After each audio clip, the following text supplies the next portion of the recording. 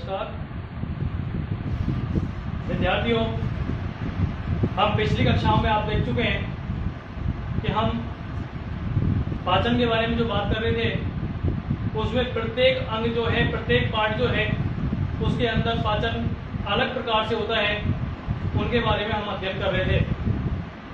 आपको मैं याद दिलाना चाहता हूँ कि पिछली कक्षा में हमने आमाशय में पाचन के बारे में पढ़ा था। उसके बाद मैंने आपको बताया था कि अगली कक्षा में हम किसके बारे में, छोटी आंत्र में पाचन के बारे में पढ़ेंगे। शुरू से और अब तक हमारा मुख्य बिंदु का नाम भी क्या है, नाम से ही स्पष्ट है, मानव में पाचन। तो हम मानव के अंदर पाचन की क्रिया किस प्रकार से होती है उसका हम अध्ययन करेंगे। पढ़ रहे हैं, प्रत्येक पार्ट को हम अलग अलग पढ़ रहे हैं। प्रत्येक पार्ट को समझने के लिए किसी प्रकार की आपको समस्या आए तो आप हमसे संपर्क कर सकते हैं।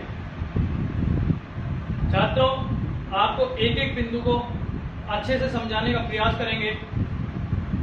प्रत्येक वीडियो को जो हमको ऐसा लगता है ना कि ये बिंदु बड़ा है, उस बिंदु को हम छोटा करके उसकी 2 वीडियो, और यदि हमको आवश्यकता महसूस होगी तो और भी उसका हम वीडियो बनाकर आपको भेज सकते हैं। हमारा उद्देश्य केवल एक है कि जो पढ़ाया जाता है वो आपको समझ में आना चाहिए, उसमें किसी प्रकार की आपको शंका नहीं रहे, किसी प्रकार की कोई त्रुटि नहीं रहनी चाहिए। इसलिए चाहे उस टॉपिक का हमको 3 वीडियो बनाना पड़े, 2 बनाना पड़े या 1 बनाना पड़े, जो भी संभव हो पाएगा वो हम करने का प्रयास करेंगे। आप हमारे साथ जुड़े रहिए। आइए आज हम बात करते हैं किससे, छोटी आंत्र में पाचन के बारे में। हमारा जो बिंदु है, विषय क्या है, बायोलॉजी। मुख्य बिंदु क्या चल रहा है हमारा, मानव में पाचन। और जो मानव में पाचन के अंदर जो हमारा टॉपिक चल रहा है वो चल रहा है छोटी आंत्र में पाचन।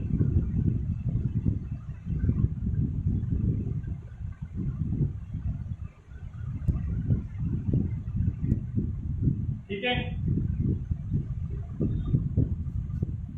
लगभग आपको समझा, जब चित्र बनाया था ना, जब सारी बातें समझा दी थी, और मैं बार बार आपको 2 बार 3 बार कह चुका हूं कि अब हम क्या कर रहे हैं, केवल जो हमने अब तक पढ़ लिया है ना उसको हम रिटर्न कर रहे हैं, उसको हम लिख रहे हैं। लिख क्यों रहे हैं कि वो हमारे पास डाटा स्टोर रहे, जब भी हमको आवश्यकता रहे हम उसको निकाल कर समझ सकें, पढ़ सकें। इसलिए उसकी हमको आवश्यकता है, इसलिए हम ये तैयार कर रहे हैं। हम नोट्स के रूप में इनको यहाँ लिख रहे हैं, आप वहाँ अपनी नोटबुक में इनको नोट कर रहे हो। क्यों कर रहे हो, फिर रिपीट कर रहा हूँ, किसके लिए, डाटा स्टोर रहे कि जब भी हमको आवश्यकता रहे उस बिंदु के बारे में हम बात करें, वो हमको आसानी से उपलब्ध हो जाए। केवल हमको ये करना है। ठीक है, पेन निकाल लीजिए, नोटबुक निकाल लीजिए और आइए शुरू करते हैं। लिखिए, जैसे ही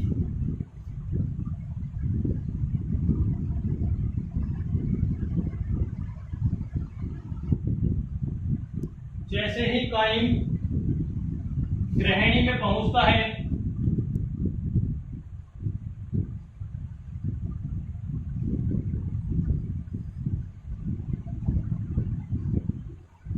जैसे ही काइम ग्रहणी में पहुंचता है तो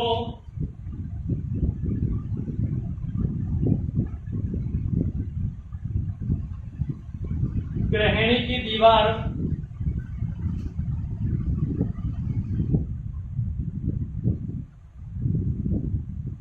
में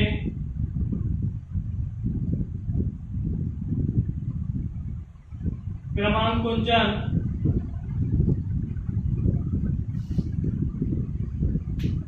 होने लगता है।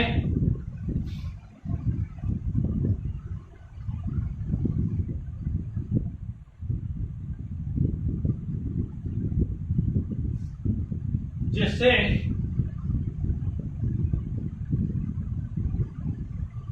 भोजन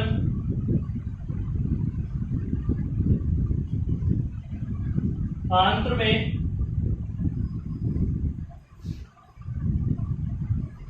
आगे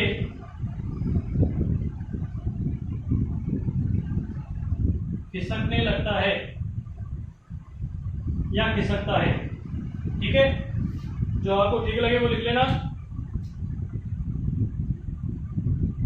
क्या है कि जैसे ही काइम ग्रहणी में पहुंचता है तो ग्रहणी की दीवार में क्रमांकुंचन क्या होता है कि जो वो नली होती है ना, वो नली सिकुड़ती है, फैलती है, सिकुड़ती है, फैलती है। क्यों? क्योंकि जैसे ही भोजन मान लो हमारे यहाँ पर रुका हुआ है तो इसके पीछे से क्या होगा, सिकुड़ेगी। तो सिकुड़ने के बाद आगे जो हमारा ग्रास है ना, उस पर क्या होगा, दबाव लगेगा, उस पर धक्का लगेगा, और धक्का लगने के पास वो क्या होगा, और आगे की ओर चली जाएगी। यानी जहां से धक्का लगेगा उसके बाद आगे सरकेगी तो आगे से फैलेगी और पीछे से दबेगी। तो इस प्रकार से ये गति चलती रहती है। यानी एक बार सिकुड़ती है, आगे से फैल जाती है, और वो क्या करती है, दाब के कारण वो जो ग्रास है, वो जो लुप्ति बनी है, वो आगे की ओर चली जाती है। तो यही कह रहा है ये कि जैसे ही काइम ग्रहणी पे पहुंचता है तो ग्रहणी की दीवार में क्रमांकुंचन होने लगता है, जिससे भोजन आंत्र में आगे खिसकने लगता है या खिसकता है। ठीक है, आगे लाइन में फिर स्थान लगाइए और लिखिए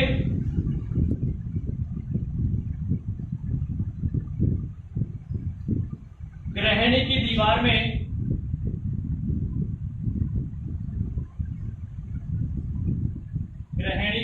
में ब्रूनर्स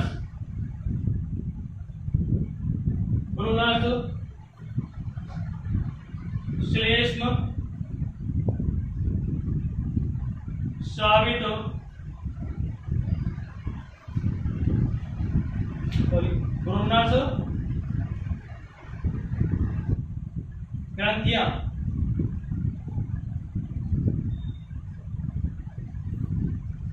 पाई जाती हैं।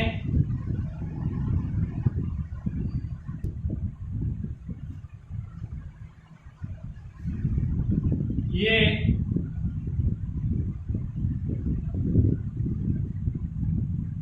एक क्षारीय तरल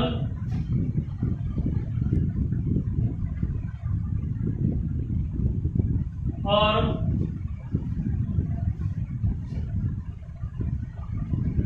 श्लेष्म स्रावित करती हैं। कौन? ग्रहणी की दीवार में क्या पाई जाती है? ब्रूनर्स ग्रंथियां। क्या पाई जाती है? ब्रूनर्स ग्रंथियां पाई जाती हैं, जो क्या करती हैं, क्षारीय तरल और श्लेष्म स्रावित करने का कार्य करती है। ठीक है, दिख रहा है ना? यहां तक लिख लिया आपने? नहीं लिखा हो तो देख लो एक बार, फिर आगे लिखेंगे। तो बिल्कुल हट जाता हूं, देख लीजिए।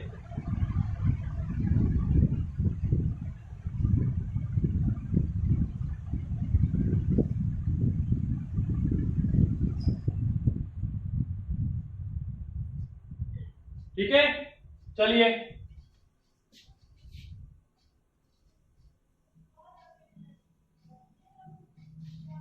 इसी में आगे लिखिए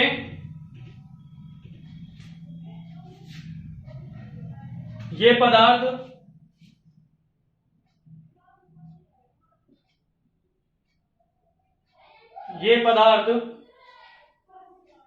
जठर रस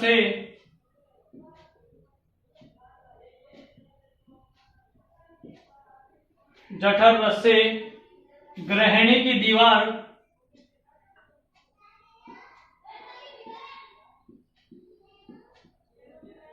ग्रहणी की दीवार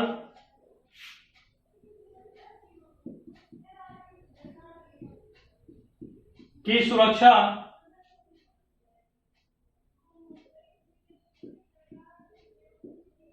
करते हैं। कौन कौन से पदार्थ? क्षारीय तरल और श्लेष्म स्रावी जो करते हैं ना, ये दोनों क्या करते हैं? ग्रहणी की दीवार की सुरक्षा करने का कार्य करते हैं। किससे? जठर रस से। लिखिए आगे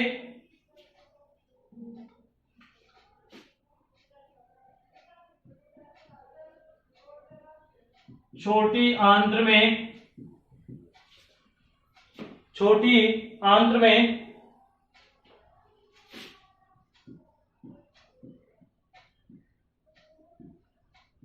तीन प्रमुख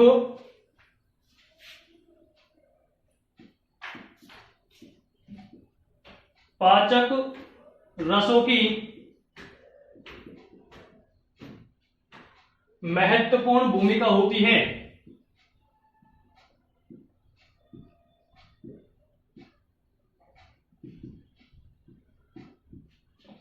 महत्वपूर्ण भूमिका होती है।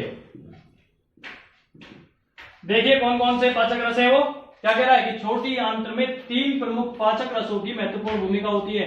वो कौन कौन से पाचक हैं, रस हैं, जो क्या करते हैं, उस भोजन को पचाने में सहायता करते हैं। आइए देखिए उनका नाम। पहला है पित्तरस। पहला है पित्तरस, ये क्या करता है, पाचन में सहायता करता है। दूसरा क्या है, दूसरा है अग्नाशयी रस।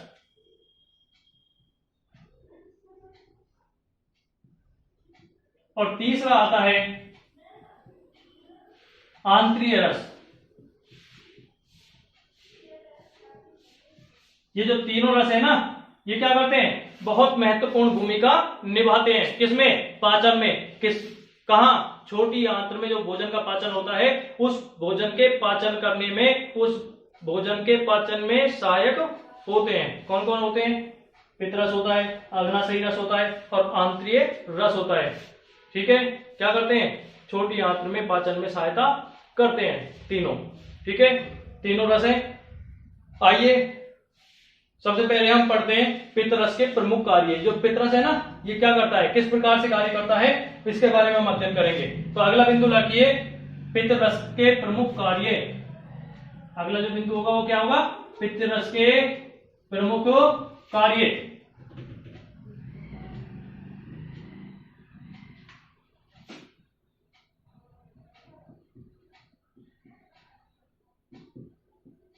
पित्तरस के प्रमुख कार्य।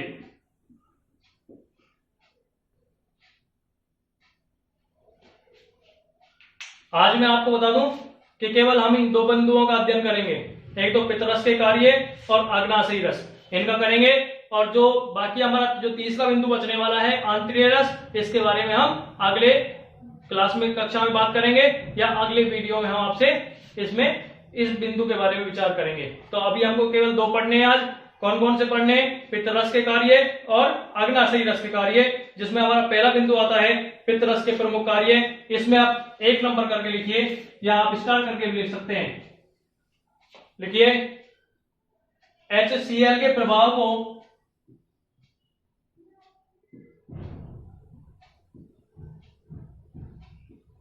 HCl के प्रभाव को समाप्त करके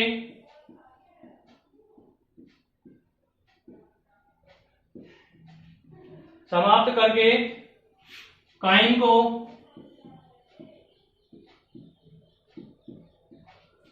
क्षारीय बनाता है।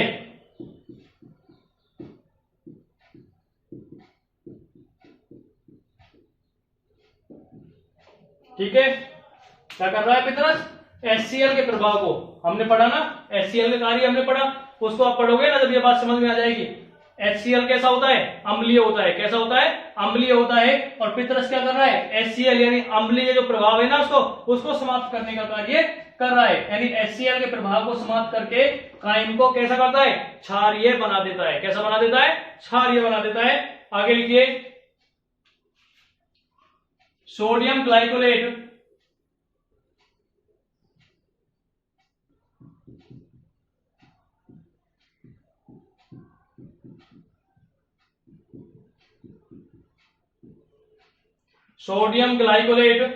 और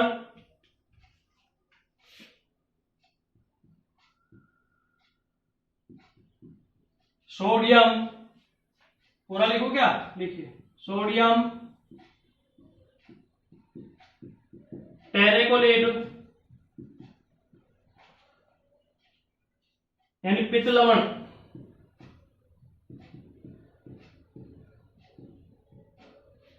पित्त लवण वसा की बड़ी बूंदों को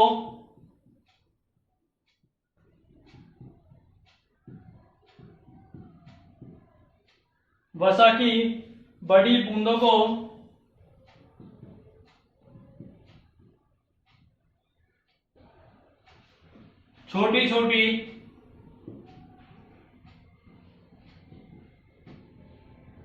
बूंदों में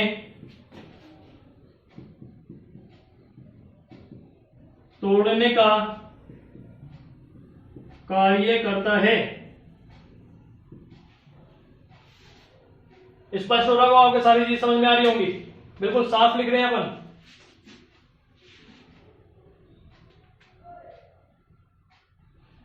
फिर पैराग्राफ चेंज करके लिखिए, पित्त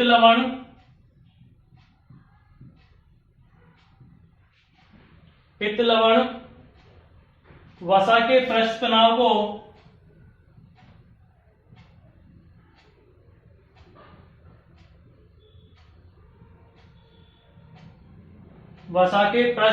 को कम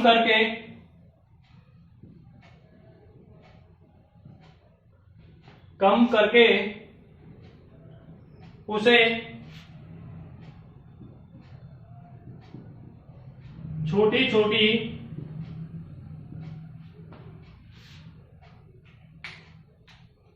बूंदों में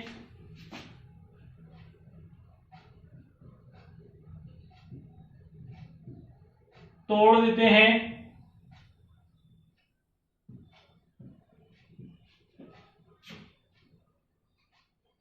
यह क्रिया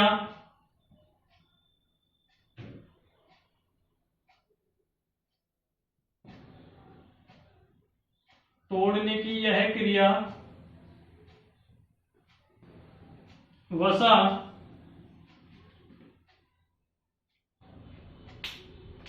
का पायसीकरण कहलाती है।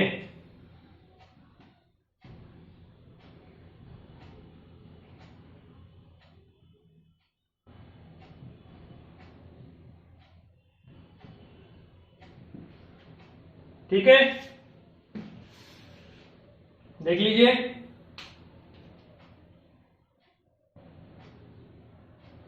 वसा का पायसीकरण कहलाती है। पायसीकृत वसा पर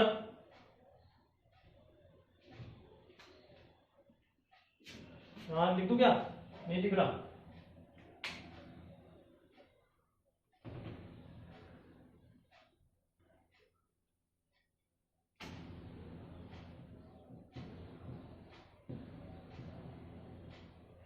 पायसीकृत वसा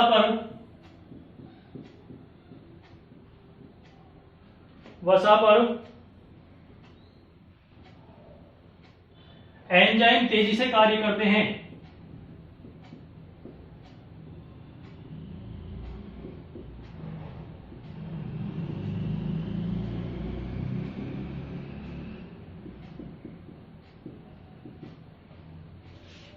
ठीक है, देख लीजिए।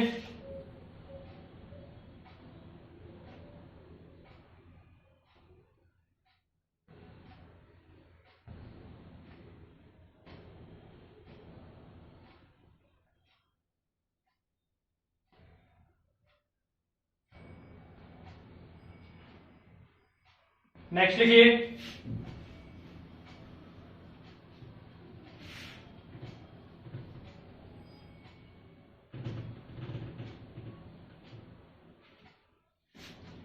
स्टार लगाइए, आगे लिखिए। वसा एवं वसा में विलय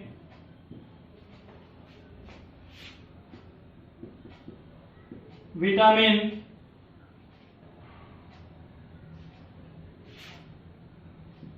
ए डी ई के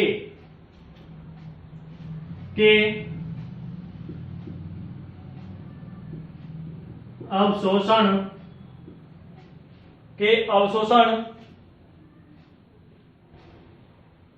में सहायक होता है।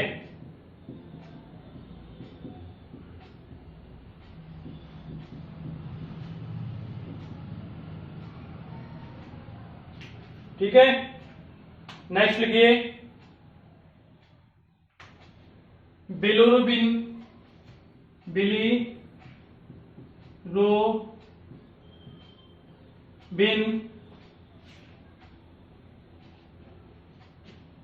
छोटा भी आएगा,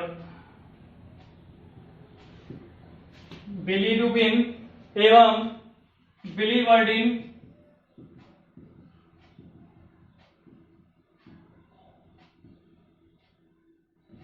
बिलीवर्डिन उत्सर्जी पदार्थ होते हैं।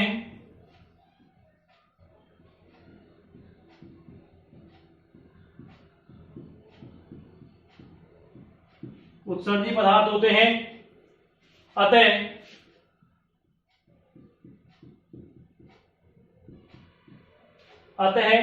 पित्तरस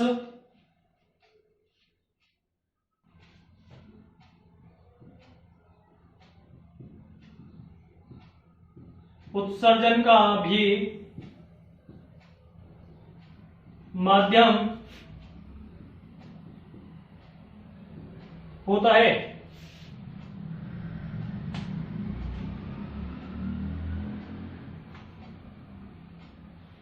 नेक्स्ट लिखिए, यह आंत्र में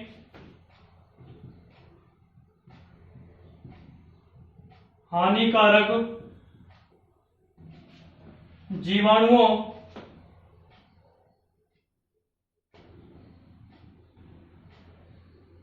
को नष्ट करता है। कौन करता है भाई? किसकी बात कर रहे हैं हम? पितरस की बात कर रहे हैं। किसकी बात कर रहे हैं हम? पितरस की। हमारा जो बिंदु है कौन सा चल रहा है? पितरस के कार्य। क्या पढ़ रहे हैं हम? पितरस के कार्य पढ़ रहे हैं कि पितरस जो है वो छोटी आंत के अंदर क्या क्या कार्य करता है, भोजन में किस प्रकार से सहायता करते हैं, उसके बारे में हम अध्ययन कर रहे हैं। ठीक है, तो क्या कह रहा है कि आंत में हानिकारक जो जीवाणु होते हैं उनको नष्ट करने का कार्य कौन करता है भाई? पितरस करता है। कौन करता है? पितरस। ठीक है, आगे लिखिए, यह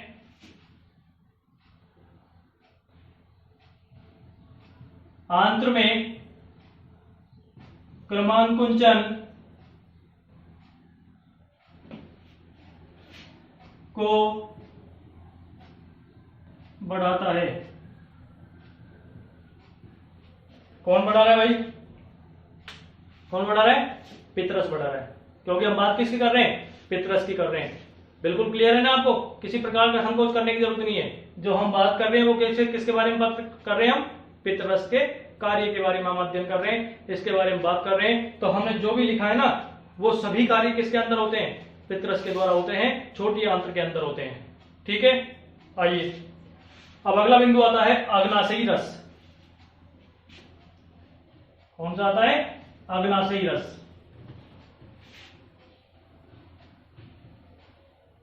बिंदु डाल लीजिए, नंबर 2 डाल के, अग्नाशयी रस।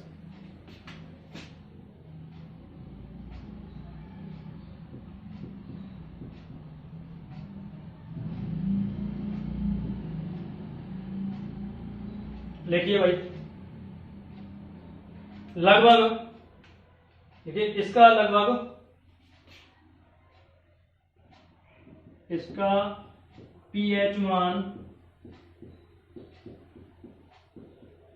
लगभग 1 से 1.5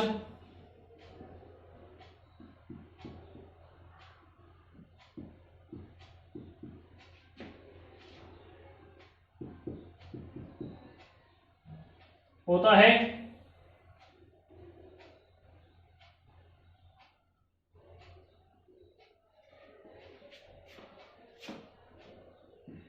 यह प्रतिदिन लगभग 1 से 1.5 लीटर रस स्रावित करता है।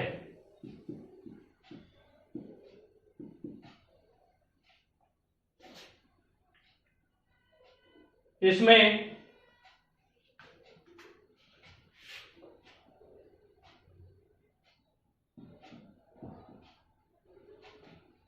थोड़ा संशोधन कर लेना यहां। इसमें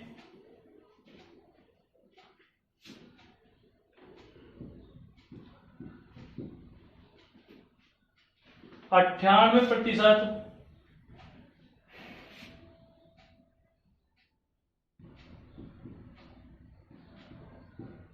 जल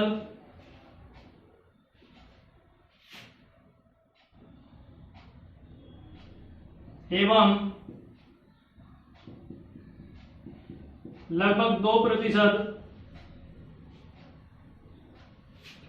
लवण तथा एंजाइम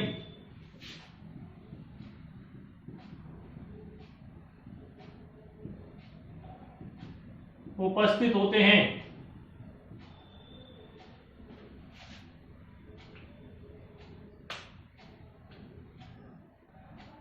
उपस्थित होते हैं। अग्नाशयी रस को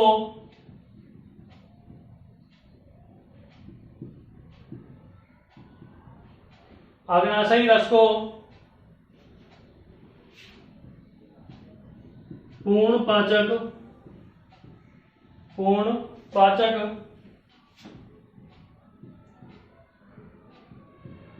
रस कहा गया है, क्योंकि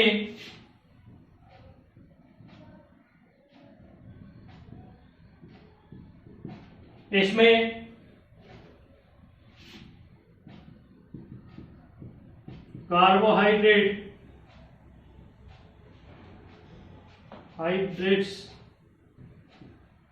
हाइड्रेट्स, वसा एवं प्रोटीन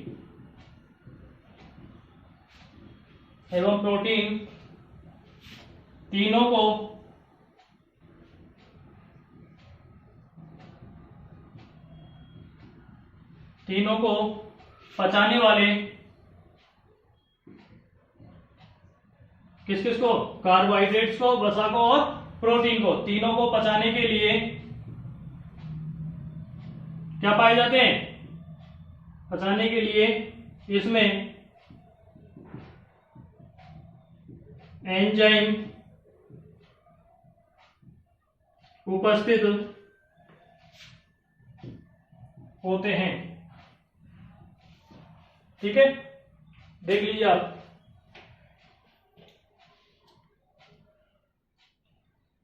दिख रहा होगा बिल्कुल साफ आपको।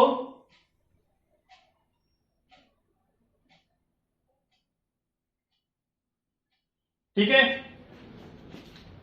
आज हम केवल इन 2 बिंदुओं के बारे में ही बात करेंगे। हमारा बिंदु वही चल रहा है, कौन सा? छोटी आंत्र में पाचन। उसके अंदर हमने 2 बिंदुओं के बारे में बात करी। एक तो पित्तरस के कार्यों के बारे में हमने पढ़ा, दूसरा अग्नाशय रस के कार्यों के बारे में हमने पढ़ लिया है। अब हमारा तीसरा जो बिंदु आता है वो आता है आंतरीय पाचन, आंतरीय रस। आंतरीय रस क्या काम करता है, किस प्रकार से इसके अंदर, थोड़ा समस्या क्या है, ये बड़ा है और इसके अंदर अभिक्रियाएं हम पढ़ेंगे कि किस अभिक्रिया के द्वारा क्या बनता है, उनको हम कल विस्तार से पढ़ेंगे। केवल कल हमारे पास वही बिंदु रहेगा, कौन सा? आंतरीय रस वाला बिंदु रहेगा, उसी को हम पढ़ेंगे। यदि आपने हमारा चैनल सब्सक्राइब नहीं किया तो चैनल को सब्सक्राइब करना ना भूलें, बेल आइकन को दबाना तो बिल्कुल ना भूलें, क्योंकि प्रत्येक वीडियो आपको समय पर उपलब्ध हो सके, आप समय पर उसका अध्ययन कर सकें। छात्रों, आपको एक बात मैं स्पष्ट कर देना चाहता हूं, कोविड-19 के कारण आज हमको पता है कि हमारा लगभग आधा सेशन निकल चुका है। इसलिए अब हमको मेहनत करने की आवश्यकता है, क्योंकि नया सेशन जो शुरू होगा ना, तो लगभग हमारा जो शायद जहां तक संभव है जो परीक्षाएं होने वाली हैं वो उसी समय पर होंगी जो हमेशा होती आई हैं, क्योंकि इस सेशन को भी कंट्रोल करते हुए फिर आगे जो शिक्षा की प्रणाली है उस व्यवस्था को नहीं बिगड़ने देना है।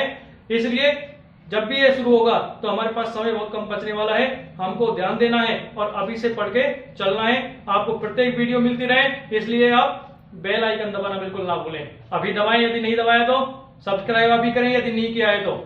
ठीक है, आपकी जितनी जिम्मेदारी बनती है इतनी ही जिम्मेदारी हमारी है। हमारी जिम्मेदारी है आपको वीडियो भेजना, रोज आपको प्रत्येक टॉपिक को क्लियर करना, और आपकी जिम्मेदारी है कि आप सब्सक्राइब करें, बेल आइकन दबाएं और जितने भी अपने मिलने वाले हैं सबको सूचित करें, सबको इसका लाभ दिलाने का प्रयास करें। नमस्कार।